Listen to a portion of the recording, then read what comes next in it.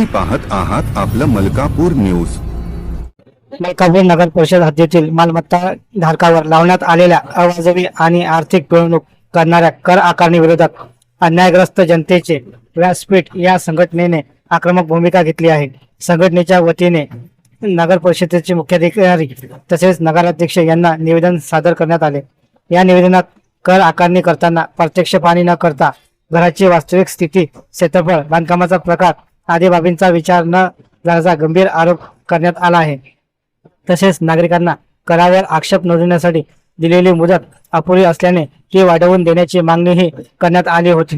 ही अन्यायकारक कर आकारणी तात्काळ रद्द करून नव्याने सर्वेक्षण करावे व नागरिकांना न्याय द्यावा अशी ठाम मागणी संघटनेने केली आहे।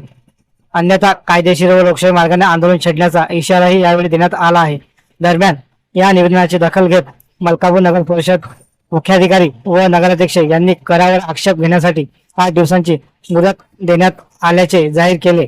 तसेच निवेदनात नमूद केलेल्या सर्व मुद्द्यांचा सखोल विचार केला जाईल असे आश्वासन संघटनेच्या पदाधिकाऱ्यांना देण्यात आले आहे। प्रशासनाचा फायदा होणार कसा?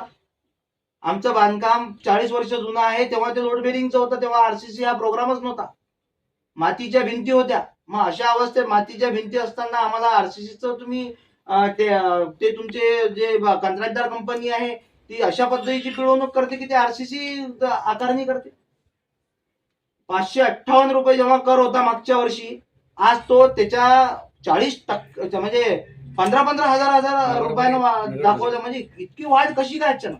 बांधकाम मलकापूर शहरातल्या मालमत्ता धारकांना मी आवाहन करतो, ज्या कोणाला असं वाटत असेल की आपला हा कर अवाजवी आहे, पिळवणूकधारक आहे, माझं घर मागच्या वेळेस तसंच होतं, आजही तसंच आहे, परंतु रक्कम वाढलेली आहे, तर अशा सगळ्यांनी एक मतानं न डगमगता आपल्याला संघर्ष करायचा आहे। आमच्या सोबत या आणि आम्ही तुम्हाला न्याय देण्यासाठी कटिबद्ध आहोत, कायदेशीर पद्धतीनं कटिबद्ध आहोत।